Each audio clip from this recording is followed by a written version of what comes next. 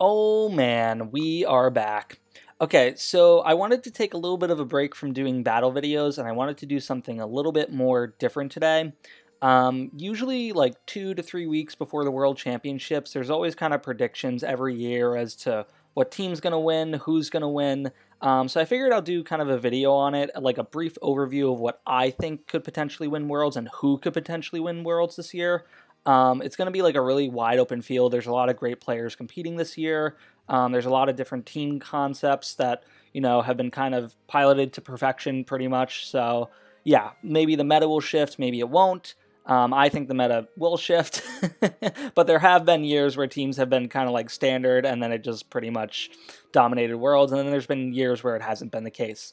So how we're going to kind of do this is we're going to talk about like trends from previous World Championships that we've seen in prior years that could probably show up again this year, because typically, like, I've been playing Pokemon since 2015 for VGC, and a lot of the teams that have won Worlds in the past, they've had like similar concepts to teams that have done well nowadays, and even teams that have done well like 2 years ago.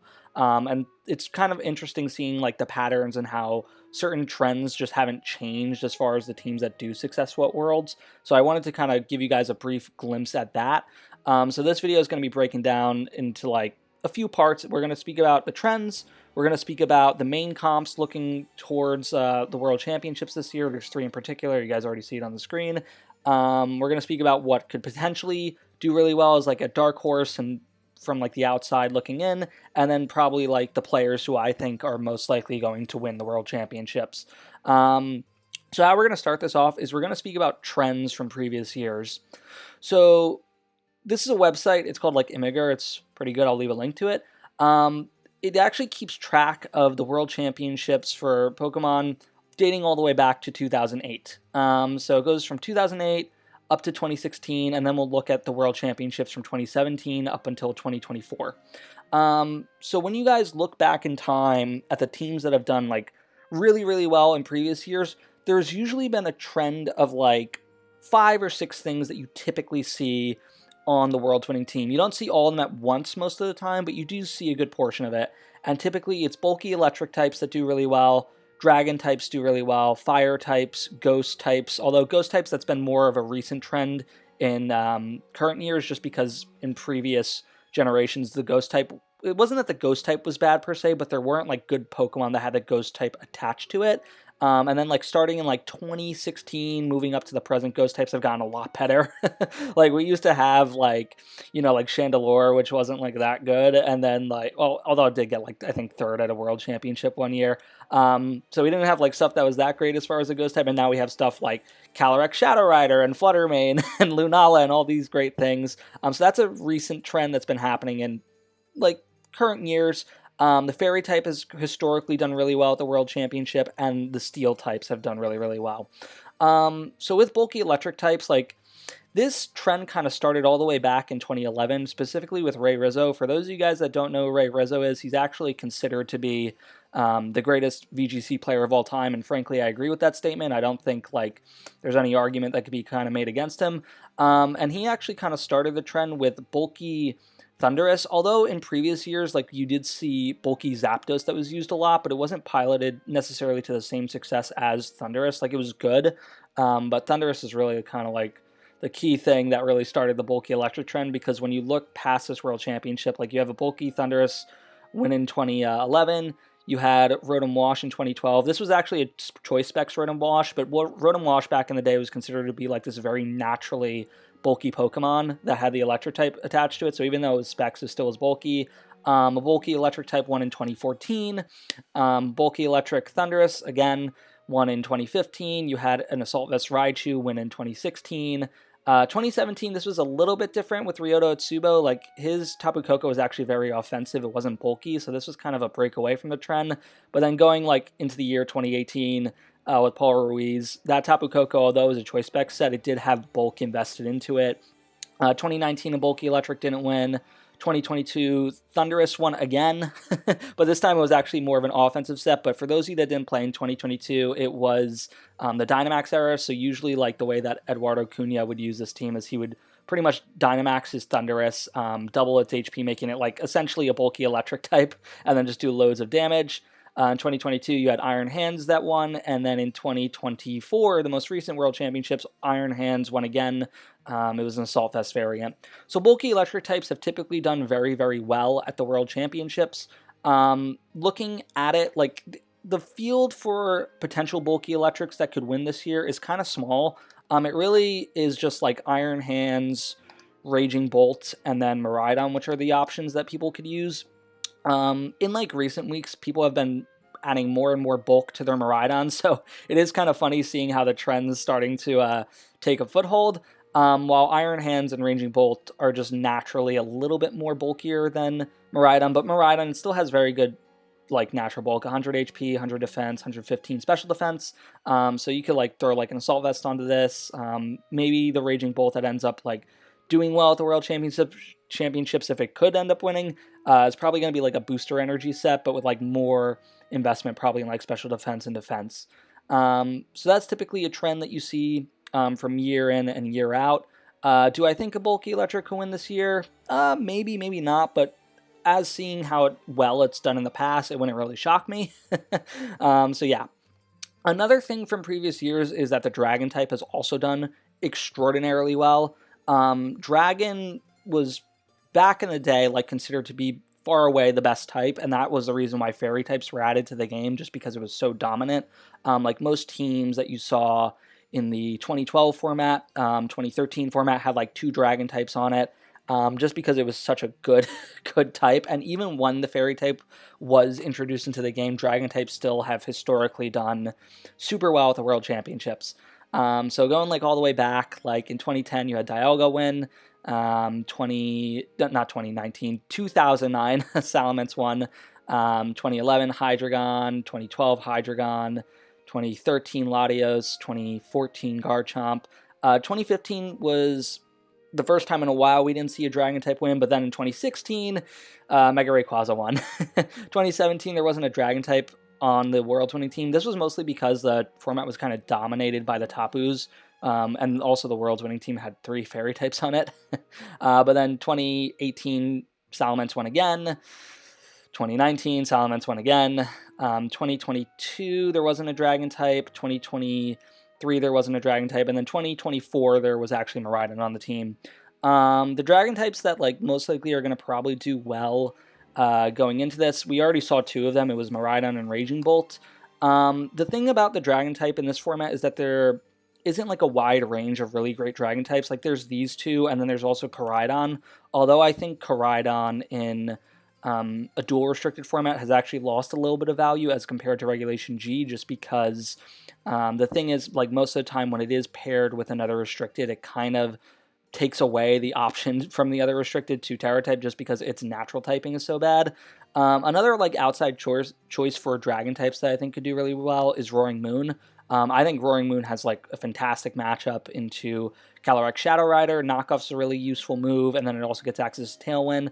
It actually particularly does pretty well into the Zamazenta Cali Shadow Rider cores, particularly for half of the team, not the other half. Like it doesn't do well against Zamazenta, of course, but it does well against like Rillaboom, Ogerpon if the team has that, or Amoonguss because of acrobatics, and then obviously against Cali Shadow Rider because it's faster, it threatens it with knockoff, it could force a Terra. So I think like these 4 are probably in contention for like a Dragon type that can end up winning the World Championships. Going on ahead, the other thing that's also been a major trend in prior years was also the Fire type. We didn't really see it start to kind of take a hold in VGC until around 2013. I mean, you did see Fire types here and there, like in previous years, like you had like Rotom Heat. Obviously, Heatran was used a lot. But yeah, like really in 2013, that's when Fire types, I think people started to kind of like realize the great value that they offer, because not a lot of people know this, but Fire type actually has the second most resistances in the game after the Steel type, and it's not particularly like thought of in a way of being like a defensive type, but it actually is one of the reasons why Incineroar has been so successful and is considered one of the greatest Pokemon of all time, because, you know, it has the Fire type, so a lot of resistances, and it's used in a very defensive way. So like in 2013, you had Heatran, 2014, Talonflame, 2015, Heatran, 2016, Fire type didn't win the World Championships, but like really the only good fire types in the format were like Talonflame and Groudon. 2017 Alola Marowak, 2018 Incineroar, 2019 is going to be Incineroar, 2022 is going to be Incineroar. 2023 a fire type didn't win, and then 2024 you had Ogerpon. So the team that could win Worlds, there's a couple pretty good fire types right now, but I think it's kind of limited to like 4. So I think Volcarona has actually a real shot. The thing that is kind of going against it is historically bug types haven't done really well at the World Championship. If my knowledge is correct, I think only one bug type has ever won the World Championship if we don't count Terrabug Iron Hands. But the thing is, Volcarona actually is a pretty good matchup into the current meta.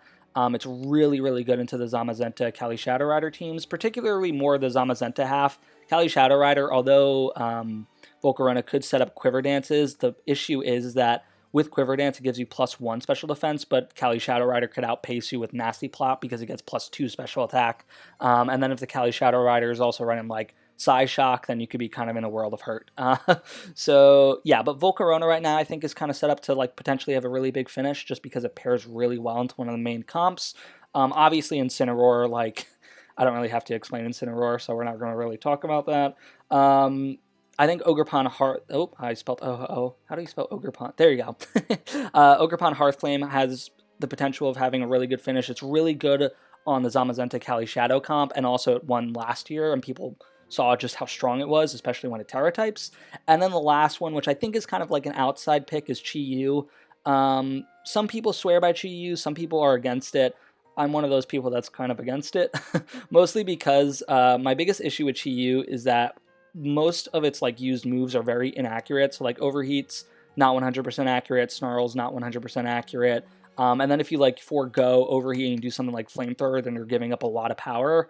So yeah, I just think like these other fire types outside of Chi-Yu are just a lot bulkier, and you could use them in more varieties of ways, where Chi-Yu could only really kind of use the Choice Scarf set and maybe a Focus Sash, and then that's really it. So yeah, I think like these Pokemon are set up right now to do really well at Worlds. So yeah. The next trend that we spoke about was the Ghost type. Ghost type, this is actually something that's happened more so in recent years. Like before like 2015, the Ghost type was like considered to be a good type, but there wasn't really too many Pokemon that had the Ghost type that were like good Pokemon themselves. But 2016, we kind of started seeing this trend of like strong Ghost types nearing the end of the format, specifically with Mega Gengar. And then like 2017, you had Alola Marowak. 2018, there wasn't a Ghost type. 2019, there was Lunala, of course, which I think is probably going to have a big finish at Worlds this year. 2022, Kali Shadow Rider. 2023, Fluttermane. And then 2024, there wasn't a Ghost type. But as you could see, like, starting from 2016, it's basically won most of the World Championships that have been out there. There's only really, like, I would say probably 3 or, like, 4 pretty good Ghost types. Obviously, like, Kali Shadow Rider is definitely one of them, and Lunala is the other one. Like, these are the 2 strongest Ghost types in the format, but that doesn't mean that, like, others can't do well. Like, Fluttermane has a chance of doing pretty well. It doesn't eat up a restricted slot. It's strong on its own. There's also, like, other outside picks. Like, there have been comps recently running Sinasha on their team, specifically with, like, the Terapagos, Sinasha, Miraidon core. Although Sinasha definitely drops off in power from these Pokemon, but if you use Sinasha in a defensive way, it could be pretty good. And then the last one, which is also an outside pick, is Annihilape. Annihilape, I think, just recently won like a Smogon tour that happened. So yeah, I think Sinasha and Annihilape are like outside picks. I think the main ones are going to be like Kali Shadow Rider, Lunala, Fluttermane. So that's kind of my opinion. I think Lunala, actually, either Lunala, yeah, I can't really pick which one, which one's stronger. So yeah. The other one that's also been doing well, again, this is in recent years because the Fairy type wasn't added until 2014, but Fairy types have done well. It won in 2014, didn't win the next 2 years, mostly because we had a very limited pool of like very strong Fairy types. There was like Mega Mawile, there was Mega Gardevoir, which was good in 2015, but not good in 2016, just because like it got completely just crushed by a lot of the restricteds. Plus, there was also a better Fairy type in Xerneas. But then really in like 2017, this is when you started to see Fairy types take a hold. The team that ended up winning had 3 Fairy types. 2018, there's Tapu Koko. 2019, Tapu Fini. 2022, Zacian. 2023, Fluttermane. And then in 2024, didn't see... Oh, no, I'm wrong. Whimsicott's a fairy type. I misspoke. So it's won basically every world championship starting from 2017. But again, like, with regards to fairy types, it's kind of a limited pool right now. I spoke about it before. Fluttermane's definitely one of them. I think Grimmsnarl has a chance of doing really well. Although people have been, I think, starting to figure out ways to get around Grimmsnarl. There is Iron Valiant. This hasn't been seeing much use in this format in particular, but a lot of people counted it out last year at the World Championships, and it finished second place. So there is a possibility it could pop up again. It gets like nice utility moves. It gets like wide guard. It gets quick guard. Just block fake out. It gets coaching. So you could use it that way. Just the issue is I don't think you can maximize the opportunities of using these moves just because it is so frail. So probably like a more offensive set with maybe one support move would probably be best. Those are like the three. There is Galarian Weezing, but Galar Weezing, how do you spell this? I'll just spell Weezing. Let's do this. There we go. There is Galarian Weezing, but this is kind of like, neutralizing gas. It's kind of limited on the comps you could use it on. It really is only seen on particularly like Koraidon teams where Koraidon has Ability Shield, and it doesn't really find success on too many teams outside of that. So I think Weezing's a very outside pick. Chances are it probably won't do well. There is other choices, like obviously Whimsicott's a really big one. Whimsicott's really popular right now, especially paired with Miraidon. That's what won Worlds last year. Wouldn't be shocked if it had a good finish again.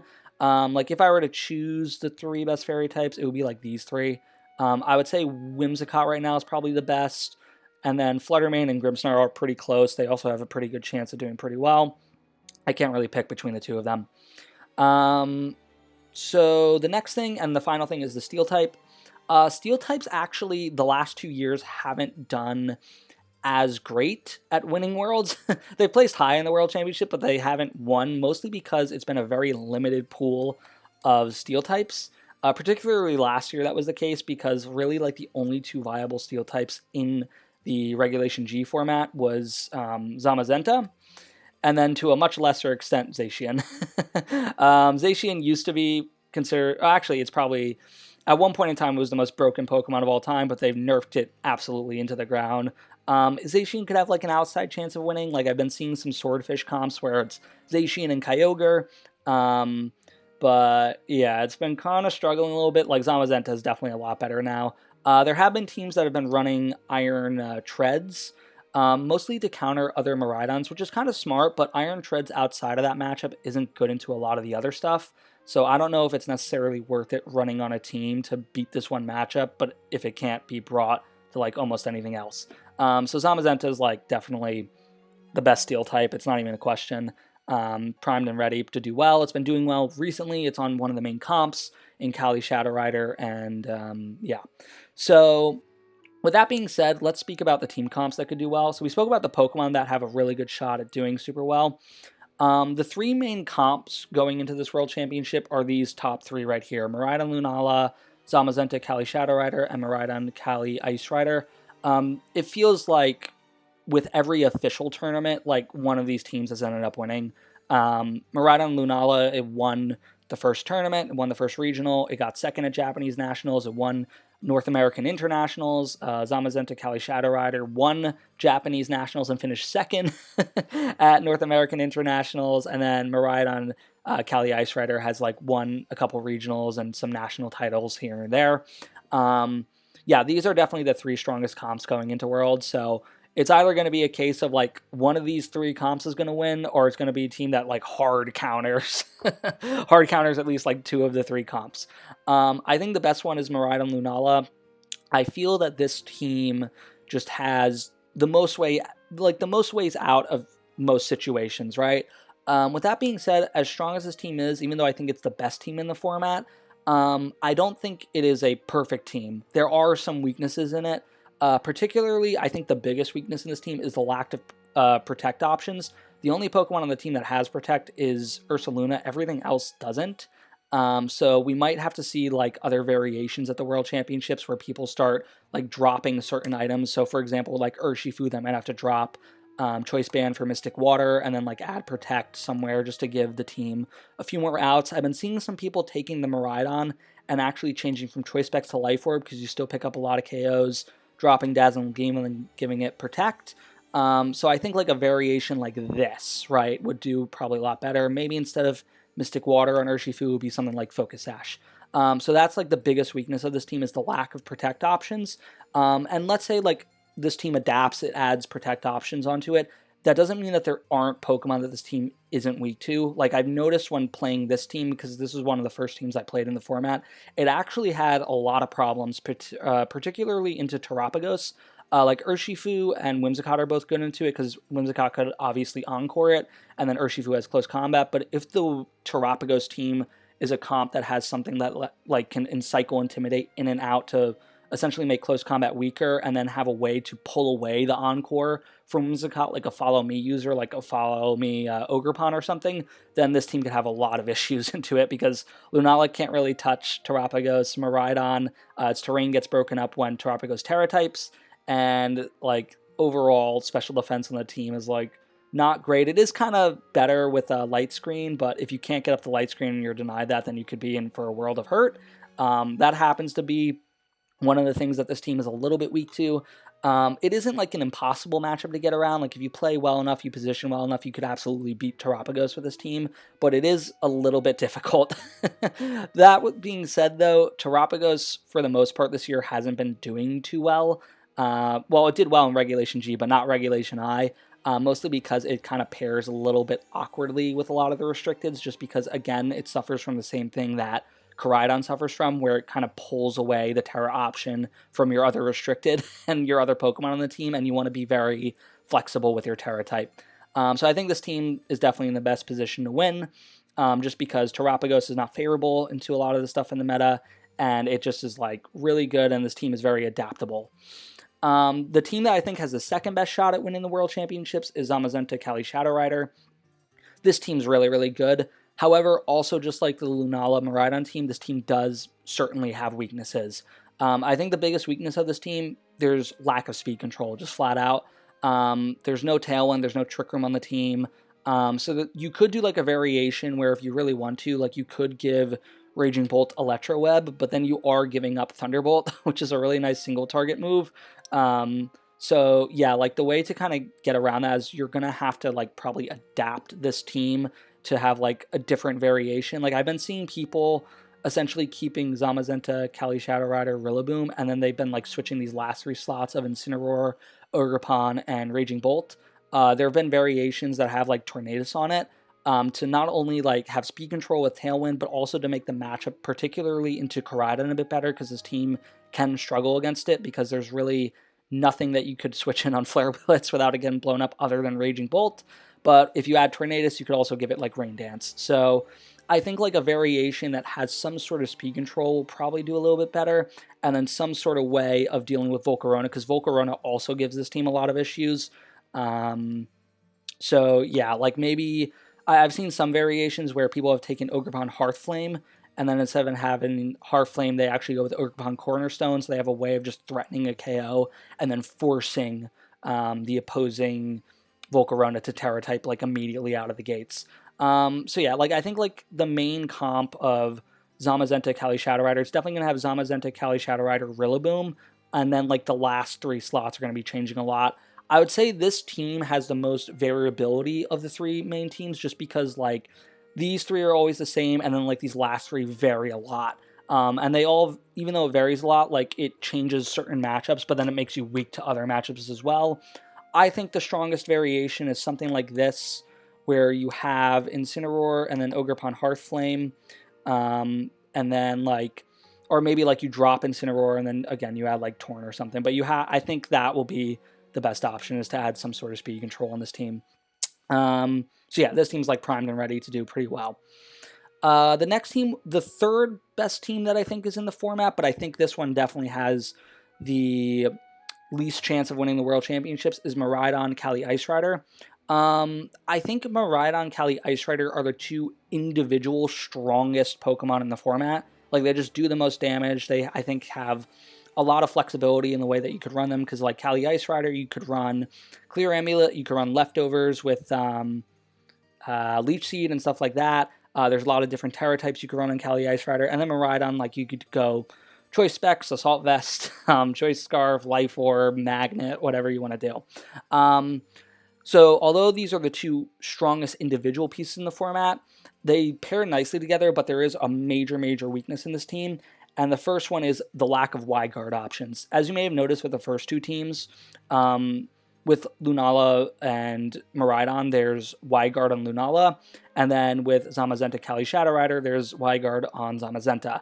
Wide guard, although it doesn't seem like a big deal, it is very huge in this format because there's a lot of very strong spread attacks, particularly Glacial Lance from opposing Kali Ice Rider, Astral Barrage from opposing Kali Shadow Rider, you have Water Spout from Kyogre, and so on and so forth. So there is a lot of really strong spread moves. There's also Dazzling Gleam from Choice Specs, Terra Fairy, Miraidon as well. So I think having wide guard on the main team is going to be, I don't want to say it's essential because it's not like, it's not impossible to win without it, but it's going to make your life a lot harder if you don't have it. So that's definitely the major weakness of this team. The thing about this team, though, is it usually has these first 5 Pokemon. It's like Miraidon, Kali Ice, Landoi, Urshifu, Incineroar, and then this last slot changes a lot. You have variations with Farigiraf, you have variations with Amoonguss, if I could spell Amoonguss properly. You have variations that like drop Amoonguss and then go Grimmsnarl to add a little bit extra bulk. So yeah, like I think there could actually be a variation that might pop up which might add something like Iron Valiant to it. Just because then you'll get like a partial Fairy Steel Dragon Core, you'll have Fairy and Dragon, and then this thing would add access to Wide Guard or something like that. So yeah, although if you do add Iron Valiant, then this team does end up actually becoming a little weak to Dondozo if you lose Miraidon, so just keep that in mind. But I do think that this team's also pretty good. It's primed and ready to do pretty well. So yeah. With that being said, like, I pointed out the weaknesses of these teams. I don't think that any of these 3 teams are like unbeatable. They have very clear, distinct weaknesses that you could kind of expose. Usually at the World Championships, like either a standard team wins or like this outside team that's specifically meant to hard counter the main teams ends up winning. That's always how it goes. There are certain Pokemon right now that I think actually could make a bit of a splash in the meta, or like different combinations that we haven't really seen before. So going into Worlds, like I think one of the most overlooked compositions has been Zamazenta Miraidon. I think it won, if I'm not mistaken, I think it was Hong Kong Nationals. I might be wrong on that, so don't quote me on that. I've been using Zamazenta Miraidon. It feels really strong, man. It feels really good into like these main compositions right here, especially Kali Ice Rider Miraidon. It's felt really good into. It felt fine into Miraidon and Lunala, and it feels decent enough into Zamazenta Kali Shadow Rider. So at worst, like it has neutral matchups against 2 of the teams and a good matchup against one of them. The issue though with this team is that there have been so many variations of it. Like we've had variations with Iron Hands, with Chen Pao, if I could spell, I cannot spell, Farigiraf, and then like something like Whimsicott, but like this isn't the end-all be-all team. Like we've seen other compositions where they'll like drop the Farigiraf or add like a Volcarona, and then they'll drop Whimsicott and add like Grimmsnarl. So this team could go in many different directions, but it does have like some of the same trends that we've seen in prior years. Like it has a Steel type, it has a bulky Electric type, it has a Fire type, it has a Fairy type. So yeah, like I think this team's definitely primed and ready and could do really, really well at Worlds, just because at worst it has a neutral matchup against those teams. Another core that's also been very overlooked, in my opinion, if I can do this correctly. You guys might look at me and like think I'm crazy, but I'm just telling you flat out right now, like I think this core has been very underexplored, is actually Zamazenta Lunala. Zamazenta Lunala, it is a little bit weak, particularly into Koraidon and Miraidon, but the thing is there are ways to get around it if with the other 4 options on your team. So like for example, if you add like Chen Pao, it could help improve the Miraidon matchup, especially if you give it Ice Spinner. And then also if you add like a Redirector next to the Lunala, like let's say like an Amoonguss with Terra Water in particular, then like this variation could actually help out against Sun teams, because you just immediately Terra Water the Amoonguss, click Rage Powder, and then set up Trick Room, and then you could give your opponent a miserable time. I think this core has been very underexplored this format. We haven't seen it a lot. The thing is, though, it is very hard to pilot. Like, I will say that much. Like, if you don't have experience with either Lunala or Zamazenta, and then especially if you try to throw them together, it is very, very difficult.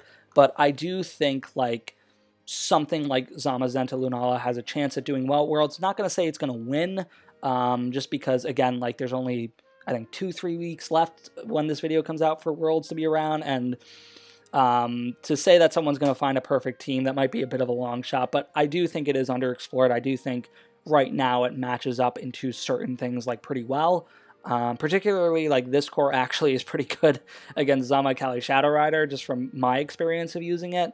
I don't know, maybe there's a hole in it that I don't see, but it felt really good against that. It felt neutral against Miraidon and Lunala, and it felt pretty good against Kali Ice Rider and Miraidon. So it has 2 out of 3 matchups where it's actually pretty good. So yeah. Another core that this has actually popped up like very, very recently is actually Koraidon and Calyrex Ice Rider. This, if I'm not mistaken, I think it finished first place on the ladder in July. Like, this combination actually finished first, and then I think there was a Japanese grassroots tournament where there was a bunch of top Japanese players there, and I think it got like top 2. I think it finished second place under Shoma Honami, who was the 2015 world champion. At first glance, it looks very awkward, this comp, just because you have 2 physical attackers on the team for your restricted, and usually you want to do like either 2 special attacking restricteds or 1 physical attacking and 1 special attacking. So this is like a very different style that I haven't seen before. But I mean, it's pretty strong. Like, there's a huge amount of damage output with this, and if you don't have a way to stop it, like, it could actually start steamrolling teams. So yeah, I wouldn't count this out either. Like, this actually has been popping up, and I've personally been having a little bit of issues when playing against it. So yeah.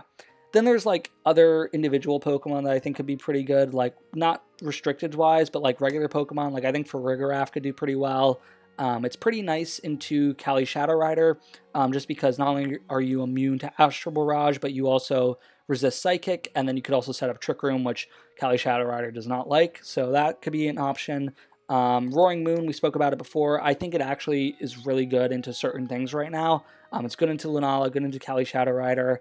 You could Terra type it into a flying type and then do like a lot of nice neutral damage across the board. So that's another option that I think could also potentially do well. And this is coming from a person who like has trashed on Roaring Moon like for pretty much all of Scarlet and Violet, but I do think right now in this moment it actually is pretty good. I think Ogerpon Cornerstone, I can't spell tonight. Oh my good, Cornerstone. Thank you. I think Ogerpon Cornerstone could actually be pretty good into the meta right now. It's really, really good into Kali Ice Rider. It forces it to Terra a lot of the time. It's good into a lot of the fire types like Incineroar, like Volcarona. It gets access to redirection. It's just a good, solid Pokemon overall. The way to run it, you just run it offensive. It's not like too complicated. But the thing is, like, I've been running variations where instead of having Power Whip, I just have another move for utility. I think the Ogerpons that will probably do well, the Cornerstone variation, probably will drop Power Whip for something else for more utility. And then the last one, like, this hasn't been seeing a lot of usage, mostly because Miraidon's at, like, I think 40% usage right now, is Dondozo Tatsugiri. Dondozo Tatsugiri, like, it has a really hard time into Miraidon, obviously, but if your team could actually get around it, then it could actually cause a lot of damage, because there are certain teams right now that aren't actually prepared for it in the World Championships. They're like either lacking Amoonguss with Clear Smog, or they may not even have like Miraidon on the team, so you could just kind of like bring this. Like, you can run a composition where you have these 2 in the back, and then you do like 4 other Pokemon, and then you just bring it into the matchups where it's good, and then you just don't bring it into the matchups where it's bad. But with that being said, like, Dondozo on its own, some people don't realize it, but like Dondozo actually could function just fine on its own without Tatsugiri, so you can 100% bring it to a match without Tatsugiri, and it could hold its own and be fine. So I think, like, also this is a combination that could do well. People underestimated it at Worlds last year in Regulation G, and then I think it finished like top 8 or something. So yeah, I think people are underestimating it for a second time. So yeah. So those are the things that I think could do pretty well. With that being said, there are also a couple players who I think have a real shot at winning. There's 3 players that come to mind, but keep in mind it's not only these 3 players that like have a real chance at winning. Everyone that's competing at Worlds has a real shot. Like everyone there made it because they're a great player. So anyone that's playing there has a true chance at winning the World Championship. But there are 3 players in particular that I do think stand out a little bit just from the year that they've had. The first one is actually Shohei Kimura. Shohei Kimura won Worlds back in 2023. For a long time, he was like considered to be one of the greatest players to have never won a World Championship. Then he finally won a World Championship, and just this year, his consistency has been absolutely insane. Like, he got top 16 at an international in Regulation H, 11th at an international in Regulation G, 3rd at a regional in Regulation G, 9th in a regional at with Regulation I, 28th at internationals at NAIC, which was his worst finish, by the way, which is insane. Like 28th is a pretty good placement, and that's his worst finish this year so far in an official tournament. And then a week later, he went and then finished 2nd at Japanese Nationals. So I just think Shohei Kimura's consistency has been absolutely insane this year. He's been one of, if not the most consistent player in the world. And he just like, the way he plays the game, it's really something awesome to watch, just because he sees like certain lines and ways to play that like even when I'm watching, like I don't see it. I'm just like, oh man, like I didn't even expect him to do that. That's a great play. But yeah, like he's a really great team builder. He's really consistent. Yeah, so he's definitely like has a real shot at winning. And then even in like grassroots tournaments going into this World Championship, like he played in Victory Road Tours, and I think he won one and then finished 2nd at another. And then he like that recent grassroots tournament in Japan where Shoma Honami competed, I think he finished like top 4. So like he's just been the mark of consistency the entire year. So he, I think, has a real shot at winning. I think he's probably the person that's most likely to win. But with that being said, there's also other players. Like I think another one is Federico Camporesi. That name should 100% sound familiar. He just won NAIC and finished 1st. But again, like when you look at his other results as well, he also has just been the mark of consistency this year. So going all the way back to November with Regulation H, he finished... Ooh, whoa, I didn't mean to do that.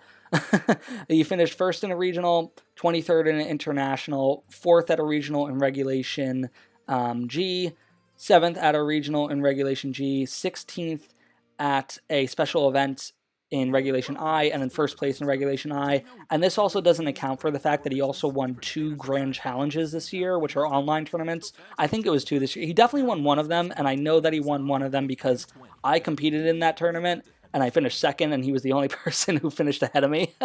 But yeah, like he won 2 Grand Challenges. I mean, he has just been absolutely crushing it this year. I think also recently on Pokemon Showdown, last time I checked, at least from today, he was ranked 1st in best of 3 open team sheet Regulation I. So he's just been absolutely crushing it. Like he's been doing great. So yeah. And then the third player who I think has a real shot at winning is probably Marco Silva. I don't have as much information on him as the other 2 players, but like if you just look at what he's done this year, 2nd place at a regional, 1st place at an international, 2nd place at a regional, and 2nd place at an international. So he's been really, really consistent as well. So yeah. So those are the 3 players that I think have the best chance at winning. Like I think the finals is most likely going to be Italy versus Japan. In my opinion, those 2 countries have by far been the 2 strongest countries in the last like 2-3 years. They've just been absolutely dominating the scene. Japan historically is the greatest and strongest country ever, but Italy I think can make a case of being probably the 2nd strongest country of all time, because in just recent years they have been killing everyone. They've been really doing great at these like major events. So yeah, like the people that I think are going to win Worlds, like these are my predictions. Could I be absolutely 100 million% wrong? Of course. I mean, it's just a prediction. I would love to hear what you guys think, but yeah, so that's pretty much what I have for you today. Hopefully you guys enjoy, and I will see you all next time.